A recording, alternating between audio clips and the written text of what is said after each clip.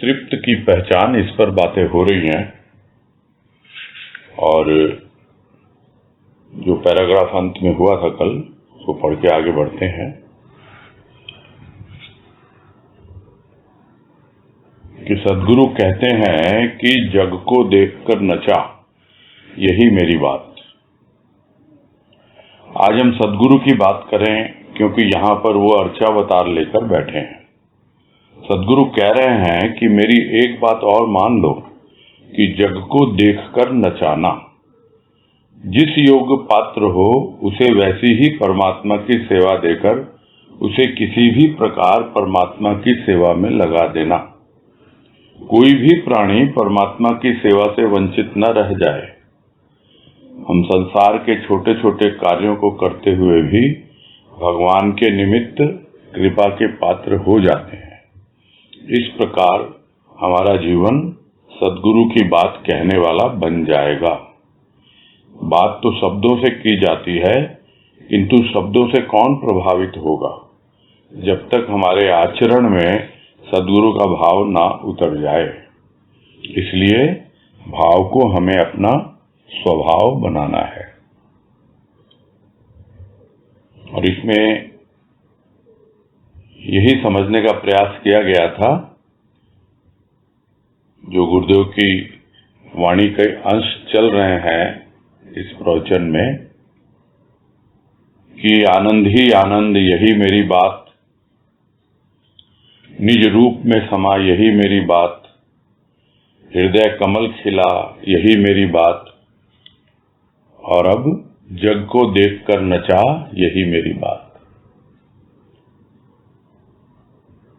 तो अक्सर हम पूछते हैं अपने प्रभु से कि हमें कुछ बताइए, कुछ बात क्या करें क्या नहीं करें। तो ये सब बातें गुरुदेव ने अपनी वाणी में लिखी हैं, और इसमें अंत में यही बात आई कि जग को देखकर नचा। हम यह न समझें कि उसे हम अपने इशारों पर नचाएं, बल्कि हम ये उसके लिए भाव रखें या भावना रखें कि भाई हम सद्गुरु के हाथ की कठपुतली बने हैं, हम उसके इशारे पे नाच रहे हैं, जैसे वो चला रहा है हमारे जीवन को, चल रहे हैं, जिस तरह से हमसे सेवा ले रहा है हम कर रहे हैं। और धीरे धीरे हमें यह समझ में आने लगता है कि जो कोई भी हमारे संपर्क में आता है उसके अंदर किसी न किसी प्रकार की योग्यता होती ही है, और उस योग्यता को पहचान कर प्रत्येक सद्गुरु के बच्चे की यह इच्छा होनी चाहिए कि क्या कह रहे हैं सद्गुरु, यही मेरी बात। क्या है उनकी बात? कि जैसा योग्य पात्र हो उसे किसी न किसी रूप में परमात्मा से जोड़ देना। सेवा देना का मतलब क्या है? उससे जोड़ देना कि भाई आप ये कर रहे हो, यानी वो उससे जुड़ गया। तो परमात्मा से जोड़ना ही प्रत्येक सद्गुरु की संतान का कर्तव्य बन जाता है। यह चाह रहे हैं सद्गुरु कि तुम दुनिया को देख रहे हो, सब तो अपने अपने ढंग से नाच रहे हैं, किंतु जब वो मेरे इशारे पे नाचने लगेंगे, मेरी सेवा करते हुए मगन होंगे प्रेम और भाव में, तब उन्हें समझ में आएगा कि वास्तव में क्यों वो इस संसार में आए। तो किसी न किसी प्रकार से परमात्मा से उसे जोड़ देना, उसकी सेवा में लगा देना।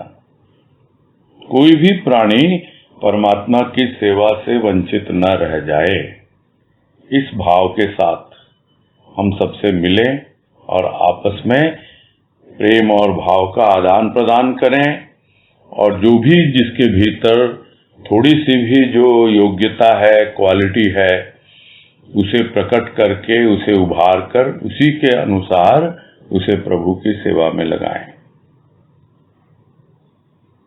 तो छोटे छोटे कार्य भी यदि हम करते हैं भगवान के निमित्त, हमको लगता है हम कोई बहुत समय नहीं दे पा रहे हैं, हम थोड़ा बहुत भी कर लेते हैं, लेकिन फिर भी उसके अनुपात में, उसके यथा योग्य अपने आप ही हमको कृपा मिलती रहती है। हम कृपा के पात्र बन ही जाते हैं। तो यह बात जब अनुभव में आती है, तब हमको पता लगता है कि हमें कृपा अनुभव में आई। किस तरह आई? ऐसा हुआ, मैं तो ये सेवा कर रही थी, ये कर रहा था। तो इस तरह से हम उनकी बात कहने वाले बन जाते हैं कि देखो सदगुरु ने ये कहा है, सदगुरु की वाणी में ये है, उन्होंने प्रवचन में ऐसा कहा।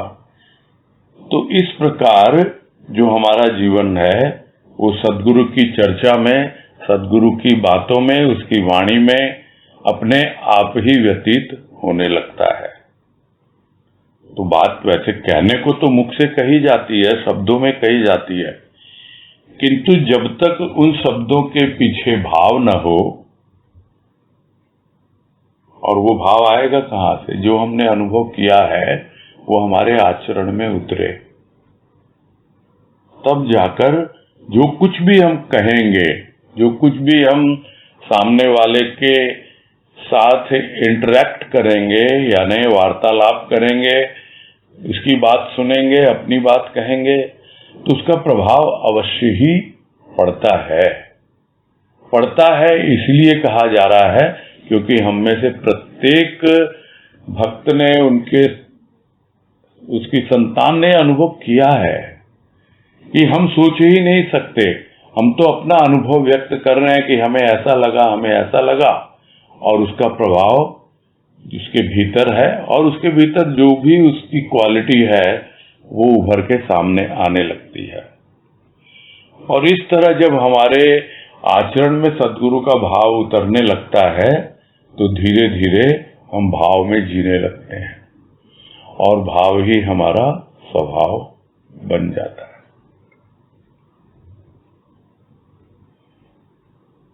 आज कह रहे हैं कि आज रथ यात्रा का दिन है। रथ यात्रा के दिन जो ठाकुर केवल मंदिर में था, वही जन जन को दर्शन देने के लिए स्वयं रथ पर सवार होकर निकल पड़ता है कि आज तुम्हें रथ में बैठकर दर्शन देने के लिए आता हूं। उस लोक का वासी परमात्मा, जिसको हम कभी देख नहीं पाते और ये विचार करते हैं कि कभी मृत्यु के बाद परमात्मा का दर्शन होगा, वो परमात्मा जब अपने जीवन रथ पर आरूढ़ होकर इस संसार में आता है और कहता है कि अब मैं जन जन के दर्शन के लिए सुलभ हो गया हूं, ऐसे जीवन के रथ पर चढ़कर संत आते हैं, परमात्मा को अपने जीवन के रथ पर चढ़ाकर लाते हैं, कहते हैं कि तुम्हें दर्शन करना है तो आज दर्शन करो, मैं उस लोक के ठाकुर को इस लोक में उतार कर लाया हूं। आओ आज अपने जीवन रथ पर अपने ठाकुर को प्रतिष्ठित कर लो और फिर अपने जीवन को एक रथ यात्रा के समान बना लो। सत्संग में आने से पहले हमने सुना था कि जीवन एक संघर्ष है, किंतु सद्गुरु के द्वार पर आकर तो यही पता लगा कि जीवन एक यात्रा है, तीर्थ यात्रा है। पग पग पर ठाकुर की अनुभूति हो, उसका दर्शन हो, परमात्मा के लिए जीवन हो, तो हमारा जीवन एक रथ यात्रा के समान बन जाता है। और यह तो हम लोगों को पता है सबको कि यह प्रवचन बीरगंज के रजत उत्सव पे किया गया है, बीरगंज सदन के, और बीरगंज सदन का उद्घाटन रथ यात्रा के दिन हुआ था। तो वहीं पे ये प्रवचन रिकॉर्ड करके पब्लिश हुआ है। तो इसमें यही कह रहे हैं राजमा कि दिन तो रथ यात्रा का है, किंतु उससे हमें क्या भाव मिलता है? हमें भाव यह मिलता है कि वो जो ठाकुर, जो परंपरा हमारे यहाँ है कि जो ठाकुर मंदिर में रहता है वो रथ यात्रा के दिन रथ पर आरूढ़ होकर के और सबको दर्शन देने के लिए निकल पड़ता है। और सबसे विशाल रूप में पुरी में होती है वो रथ यात्रा। भगवान जगन्नाथ, उनकी रथ यात्रा होती है, बलभद्र सुभद्रा ये सब एक साथ बैठ के रथ पे निकलते हैं और देते हैं सबको दर्शन, और लाखों लाखों लोग दर्शन करने आते हैं, उनका रथ खींचने के लिए आते हैं। किंतु उसके पीछे भाव क्या छिपा हुआ है यह समझ नहीं पाते। यह भाव यहां पर बतला रहे हैं राजमा कि भाई वो परमात्मा रथ पर सवार होकर निकल पड़ता है कि भाई देखो आज मैं तुम्हें रथ में बैठ करके दर्शन देने के लिए आया हूं। तो किस प्रकार आया हूं?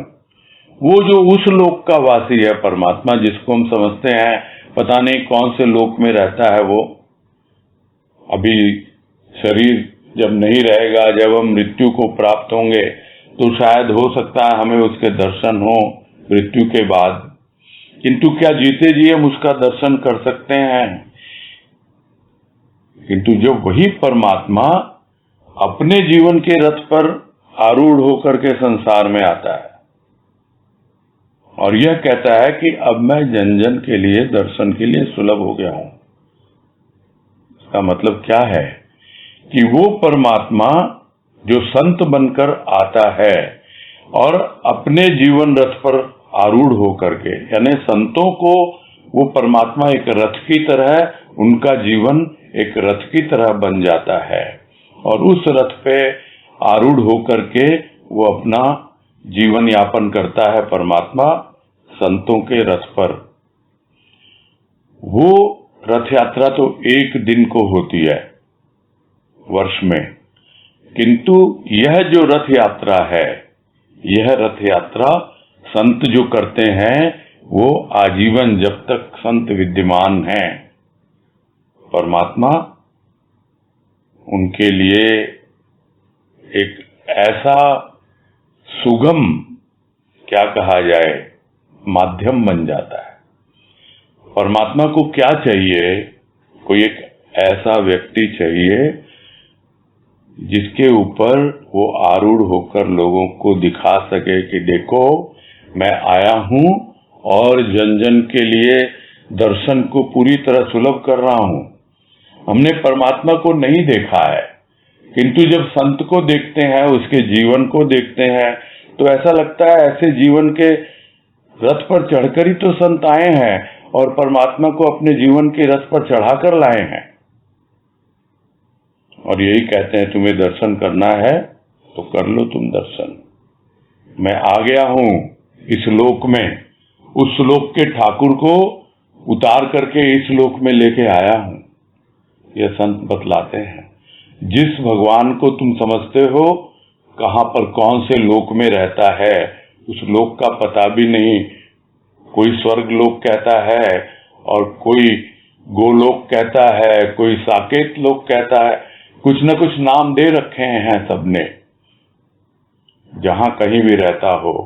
किंतु मेरे जीवन रथ पर वो परमात्मा चढ़कर आया है और देखो तुम इसका आनंद उठाओ, इसके दर्शन करो। तो अब उसके दर्शन हो गए तो हम भी अपने जीवन रथ पर ठाकुर को प्रतिष्ठित कर लेना। यही तो प्रेरणा मिलती है संतों से, यही प्रेरणा मिलती है कि वे जिस तरह मैं अपने जीवन के रथ पर हमेशा उस परमात्मा को आरूढ़ रखता हूं। तो जीवन रथ पर अगर आरूढ़ है, बैठा हुआ है, तो क्या है फिर, जीवन बड़े आराम से चलता है और ठाकुर वहां प्रतिष्ठित है। और रथ यात्रा के समान बना लो तुम अपने जीवन को जैसे मैंने बनाया है। तो यह प्रेरणा मिलती है संतों के जीवन से। और सब जानते हैं, अनुभव भी किया हुआ है सबका, क्या कि सदगुरु की शरण में आने से पहले हम इन्हीं सब ऊपरी उपचारों में लगे रहते थे। कर्मकांड कह लें इसको, या एक जो परंपराएं हैं उसी में उलझे रहते थे। किंतु सदगुरु ने हमें समझाया इन सबके पीछे क्या भाव छिपा हुआ है। उस भाव की अनुभूति देते हैं सदगुरु और भाव को खोलकर स्पष्ट करते हैं कि तुमने अब तक क्या जीवन जिया, कि जीवन एक संघर्ष है, हर घड़ी एक जंग है। ऐसा नहीं है, जीवन तो एक यात्रा है और ऐसी यात्रा है जिसे हम कह सकते हैं कि वो रथ यात्रा है, और उस रथ पर आरूढ़ है हमारा परमात्मा, हमारा भगवान, यानी हमारा सद्गुरु। अब जिसके मस्तक पर वो विद्यमान हो और जिसको लेकर के वो चल रहा हो, जीवन यापन कर रहा हो, तो फिर क्या उसे पग पग पर अपने ठाकुर की अनुभूति नहीं होगी? वो कहां कहां तीर्थों में घूमेगा, उसका ठाकुर, उसके चरण जो उसके मस्तक पर विराजित हैं, वही उसके लिए तीर्थ है। तो ये जीवन उसके लिए एक तीर्थ यात्रा बन जाता है, और एक एक कदम उठाता है जीवन में, आगे बढ़ता है, तो पग पग पर ठाकुर की अनुभूति हो, यही तो उसका लक्ष्य है। पग पग पर उसके दर्शन हो और पूरा का पूरा जीवन उस परमात्मा के लिए समर्पित हो। तो इस तरह जब जीवन यापन करने लगता है तो वो जीवन एक यात्रा है जो रथ यात्रा है, और उस रथ पर वो परमात्मा, वो सद्गुरु हमेशा विद्यमान रहता है। आगे है, आज मन में यह भाव आ रहा है कि यह उत्सव नहीं, यह संगम है। संगम में नदियां मिलती हैं और उत्सव के संगम में भगवान के भक्त मिलते हैं। सद्गुरु ने हमारे जीवन को नदी बनाया, बहना सिखाया है भाव में। अपने आग्रह को छोड़कर प्रभु के आदेश का पालन करना सिखाया है। ऐसी ये नदियां बह बह कर आज यहाँ पर एकत्रित हुई हैं। यह सम्मेलन तो एक संगम है। इस संगम में सभी के मन में जितनी भी दूरियां हैं, भेद हैं, आज समाप्त हो जाते हैं। तुझ में भेद, मुझ में भेद, किंतु ठाकुर तो अभेद है, क्योंकि ठाकुर में भेद नहीं। उसके चरणों में बैठकर हमें सत्संग में बैठने का सच्चा फल मिलेगा। तो यही भाव आ रहा है राजमा के मन में उस रथ यात्रा के दिन, जब वीरगंज का रजत उत्सव है, कि भाई ये कोई एक उत्सव नहीं है, ये तो संगम है। क्योंकि जगह जगह से लोग एकत्रित हुए हैं, तो जिस तरह संगम में नदियां आके मिलती हैं, उसी तरह ये उत्सव के संगम में भगवान के भक्त आए हैं और भगवान के भक्त आकर मिल रहे हैं एक दूसरे से। और हमारा जीवन क्या है? हमारा जीवन एक नदी के समान बन जाता है सद्गुरु की कृपा से, और जिसमें बहता रहता है भाव। तो जितने भी लोग एकत्रित होते हैं, उसकी भाव की नदी, मेरे भाव की नदी, तुम्हारे भाव की नदी, सबके भाव की नदी उत्सव में संगम के रूप में एक दूसरे में मिल जाती है। और हम किसी भी प्रकार का अपना आग्रह नहीं रखते हैं, बह रहे हैं। नदी का क्या आग्रह है कि बस मुझे यहां जाना, मैं तुमको नहीं अपने में आने दूंगी, तुमको नहीं, मैं बह रही हूं, मेरा डिस्टर्ब हो जाएगा, ऐसा कुछ होता ही नहीं। वो तो बहती चली जाती है। जिसको बहना आ गया उसका आग्रह अपने आप ही छूट गया। तो अपने आग्रह को छोड़कर प्रभु के आदेश का पालन करना सिखाया है गुरुदेव ने हमको, कि देखो मैंने तो अपनी बात बता दी कि तुमको क्या क्या करना है, जो पहले बात आई, और अब ये कह रहे हैं सब किसी भी प्रकार का कोई आग्रह मत रखो। भाव में तुमको बहना मैंने सिखाया है, बहो और भाव से भाव का संगम हो, यही उसका आदेश है और हम उसी आदेश का पालन करते हैं। तो ये नदियां बहकर एकत्रित हुई हैं, तो सम्मेलन तो एक संगम है, जो मिले हैं सब, ये संगम का रूप है। और जितनी भी दूरियां हैं वो दूर हो जाती हैं, जितने भी मतभेद हैं वो दूर हो जाते हैं। मत में कोई भेद नहीं है, क्योंकि मत तो सबका एक ही है, किंतु वो जो मत है उसमें अभिव्यक्ति का फर्क हो जाता है।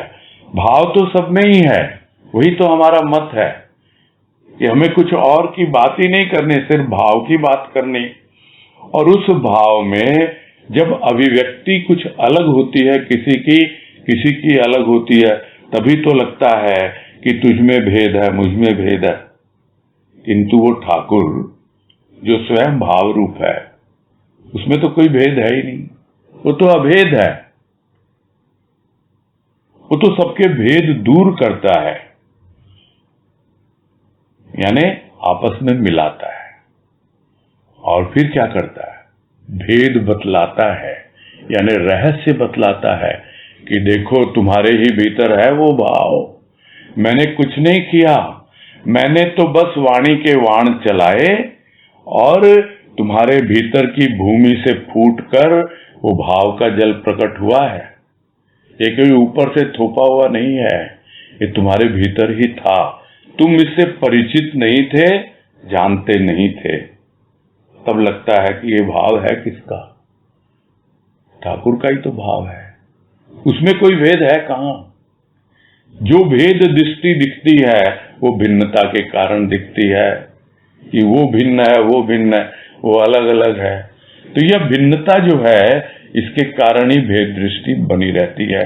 किंतु जब हम यह समझें कि सबके उद्गम में कौन है, वो एक ही है, वो भाव है, तब कहीं कोई भेद नहीं रहेगा और रहस्य उद्घाटन हो जाएगा, समझ में आ जाएगा क्या रहस्य है।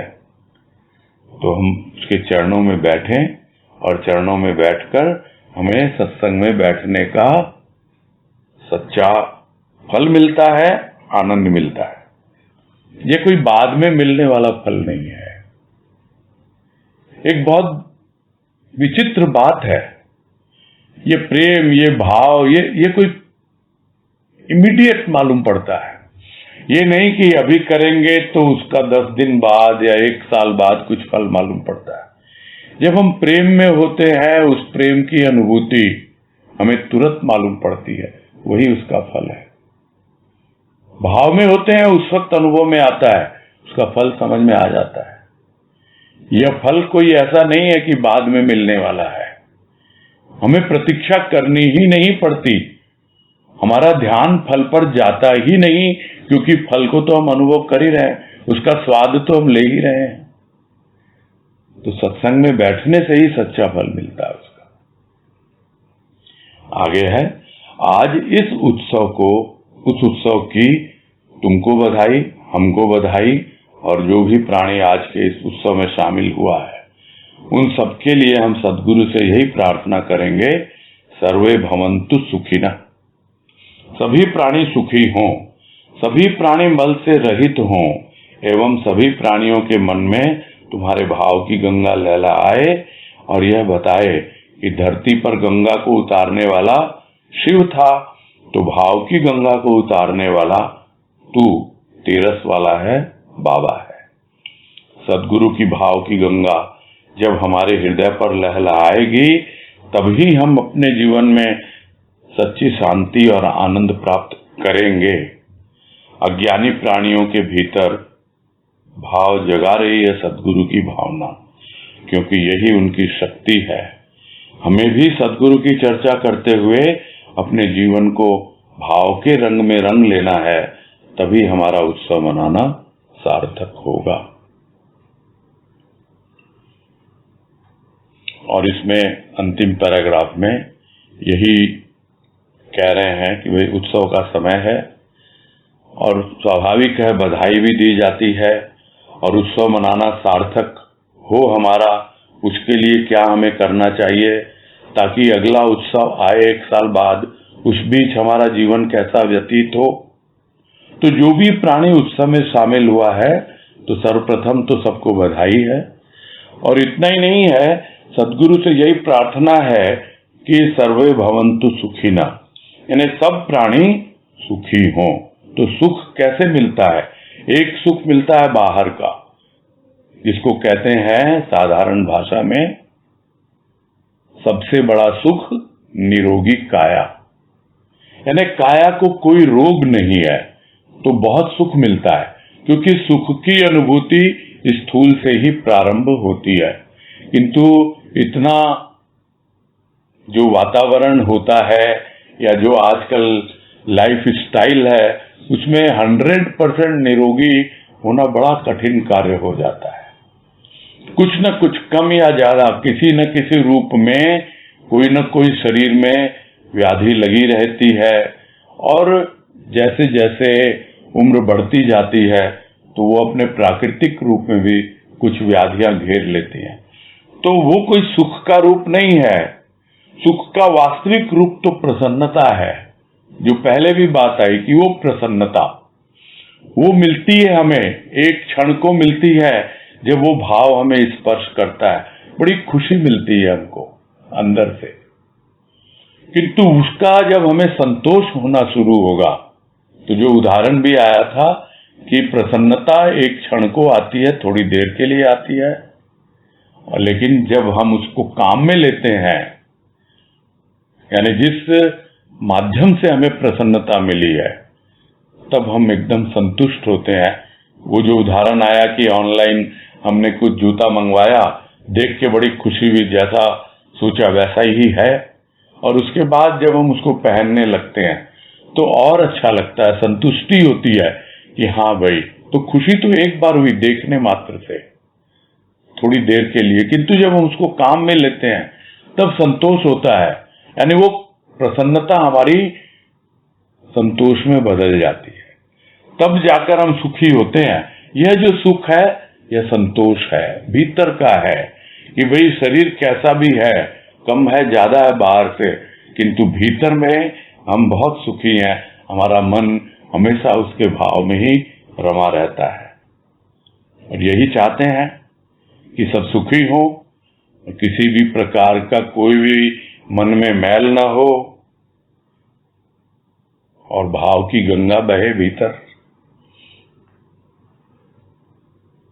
और हम सबको बताएं, देखो एक वो शिव था जिसने इस भारत भूमि पर, पुण्य भूमि पर गंगा को बहा के पूरी धरती को पुण्यमय बनाया। और एक ये शिव है सद्गुरु के रूप में, जो भाव की गंगा को उतार के हमारे हृदय में लेके आया है, वो तेरस वाला वो बाबा।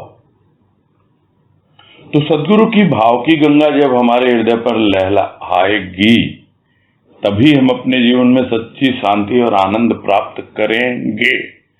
ये गी और गे ये बहुत महत्वपूर्ण है। ये वही कहेगा जिसने अनुभव किया है, और किनको कहेगा? जिनके जीवन में अभी भाव की गंगा नहीं लहरा रही, जो सच्ची शांति और आनंद प्राप्त नहीं कर रहे, उनके लिए भविष्य की बातें हैं ये। किंतु जो अनुभव कर रहे हैं वो तो यही कहेंगे कि सद्गुरु की भाव की गंगा हमारे हृदय पर लहरा रही है। कितनी बड़ी कृपा है हमारे ऊपर, और हम जीवन में सच्ची शांति और आनंद प्राप्त कर रहे हैं। किंतु हाँ, अवश्य उनके लिए प्रेरणा बनती है कि हम भी यदि ऐसा करेंगे तो हाँ, हम भी आगे बढ़ेंगे, आनंद प्राप्त करेंगे। और जिनको ज्ञान नहीं है, जो प्राणी अज्ञानी है, उनके भीतर भी यही भाव जगा रही है सद्गुरु की भावना कि भाई ये भाव ही तुम्हारे लिए सच्ची शक्ति है। इस भाव को खाओ, पियो, नहाओ, सब कुछ इसी में करो। जिस तरह है मछली है, जल में ही रहती है, जल ही पीती है, जल ही खाती है, सब कुछ उसी में उसका जीवन है। वैसे ही भाव ही हमारा जीवन हो, और इसी में हमको जीवनी शक्ति मिलती है, जीवन जीने की प्रेरणा मिलती है, और हम अपना जीवन यापन बड़ी क्या कहें, आनंद पूर्वक, सुख पूर्वक, भाव पूर्वक, हर तरह से भरा पूरा जीवन व्यतीत करता है सद्गुरु का बच्चा। क्योंकि यही भावना अज्ञानी प्राणियों के भीतर जगा रही है वो, कि उन्हें भी ज्ञान मिले और पता लगे यह भाव ही उनकी शक्ति है। और जीवन पूरा भाव के रंग में रंग लेना है हमको। जब कभी भी सदगुरु की चर्चा करें वो सिर्फ मौखिक ना हो, सिर्फ बातें ना हो, बल्कि भाव के रंग में रंगी हुई हो, तब जाकर हम समझेंगे कि हाँ भाई हमारा उत्सव मनाना सार्थक हो रहा है। यानी तब हमारा जीवन ही उत्सव बन जाएगा। ये है भाव की विशेषता, यह है भाव की महत्ता। तो यह तो यही पूरा होता है। और जो कल प्रश्न किया गया था उसका जो उत्तर मिला है अलग अलग सोर्सेस से, इसमें यही है कि भाई ये जो पुस्तक है सुमिर सुमिर मन बावरे, उसको आगे बढ़ाया जाए। अब इस पे विचार न किया जाए कि वो प्रवचन है या लेख है,